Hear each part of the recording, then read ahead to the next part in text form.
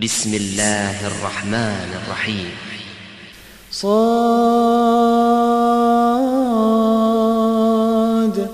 والقرآن ذي الذكر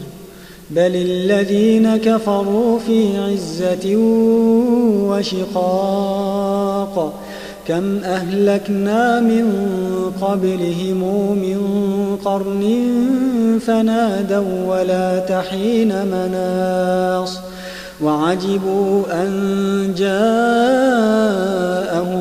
منذر منهم وقال الكافرون هذا ساحر كذاب أجعل الآلهة إلها واحدا إن هذا لشيء عجاب وانطلق الملأ منهم أن امشوا واصبروا على آلهتكم إن هذا لشيء يراد ما سمعنا بهذا في الملة الآخرة إن هذا إلا اختلاق أنزل عليه الذكر من بيننا بل هم في شك من ذكري بل لما يذوقوا عذاب أم عندهم خزائن رحمة ربك العزيز الوهاب أم لهم ملك السماوات والأرض وما بينهما فليرتقوا في الأسباب جند ما هنالك مهزوم من الأحزاب كذبت قبلهم قوم نوح وعاد وفرعون ذو الأوتاد وثمود وقوم لوط وأصحاب الأيكة أولئك الأحزاب إن كل إلا كذب الرسل فحق عقاب وما ينظر هؤلاء إلا صيحة واحدة ما لها من فواق وقالوا ربنا عجل لنا قطنا قبل يوم الحساب اصبر على ما يقولون واذكر عبدنا داود ذا الأيد إنه أواب إنا سخرنا الجبال معه يسبحن بالعشي والإشراق والطير محشورة كل له أواب وشددنا ملكه وآتيناه الحكمة وفصل الخطاب وهل أتاك نبأ الخصم إذ تسوروا المحراب إذ دخلوا على داود ففزع منهم قالوا لا تخف خصمان بغى بعضنا على بعض فاحكم بيننا بالحق ولا تشطط واهدنا إلى سواء الصراط إن هذا أخي له 99 نعجة ولي نعجة واحدة فقال أكفلنيها وعزني في الخطاب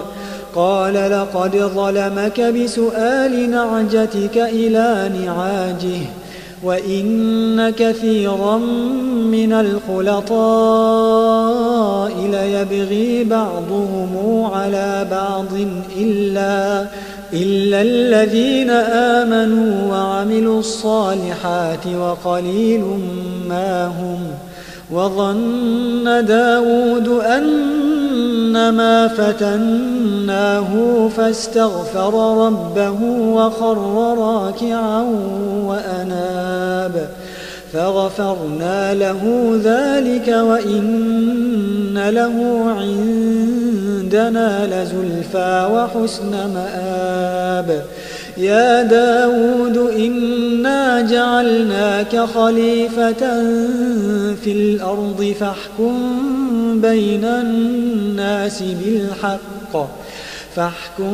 بين الناس بالحق ولا تتبع الهوى فيضلك عن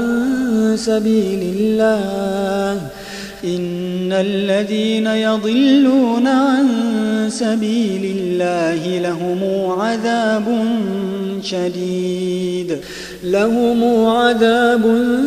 شديد بما نسوا يوم الحساب. وما خلقنا السماء والأرض وما بينهما باطلا ذلك ظن الذين كفروا فويل للذين كفروا من النار. أم نجعل الذين آمنوا وعملوا الصالحات كالمفسدين في الأرض أم نجعل المتقين كالفجار. كتاب أنزلناه إليك مبارك ليدبروا آياته وليتذكر أولو الألباب. ووهبنا لداود سليمان نعم العبد إنه أواب. إذ عرض عليه بالعشي الصافنات الجياد فقال إني أحببت حب الخير عن ذكر ربي حتى توارت بالحجاب. ردوها علي فطفق مسحا بالسوق والأعناق.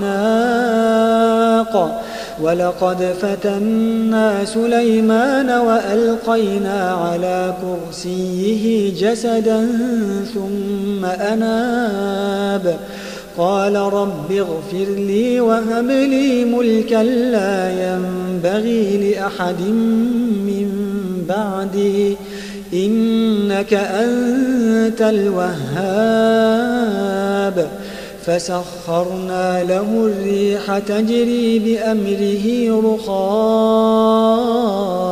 حيث أصاب والشياطين كل بناء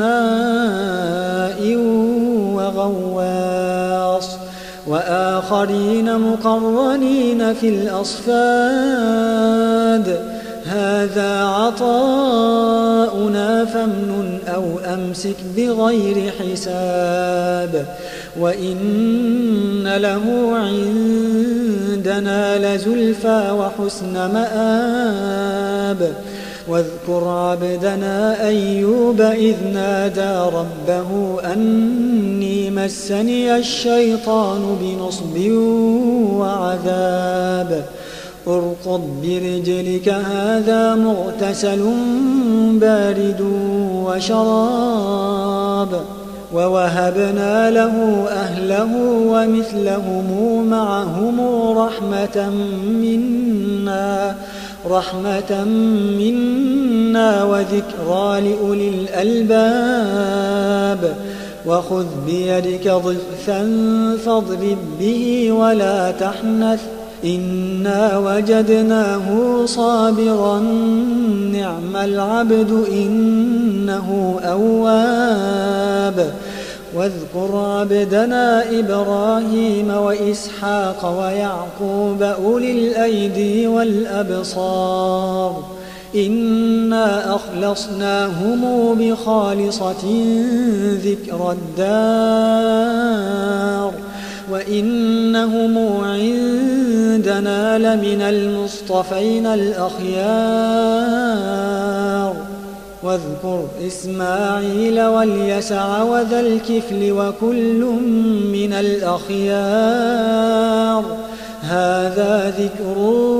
وإن للمتقين لحسن مآب. جنات عدن مفتحة لهم الأبواب متكئين فيها يدعون فيها بفاكهة كثيرة وشراب وعندهم قاصرات الطرف أتراب هذا ما يوعدون ليوم الحساب إن هذا لرزقنا ما له من نفاد هذا وإن للطاغين لشر مآب جهنم يصلونها فبئس المهاد هذا فليذوقوه حميم وغساق وآخر من شكله أزواج هذا فوج مقتحم معكم لا مرحبا بهم إنهم صالوا النار قالوا بل أنتم لا مرحبا بكم أنتم قدمتموه لنا فبئس القرار قالوا ربنا من قدم لنا هذا فزده عذابا ضعفا في النار وقالوا ما لنا لا نرى رجالا كنا نعدهم من الأشرار أتخذناهم سخريا أم زاغت عنهم الأبصار إن ذلك لحق تخاصم أهل النار قل إنما أنا منذر وما من إله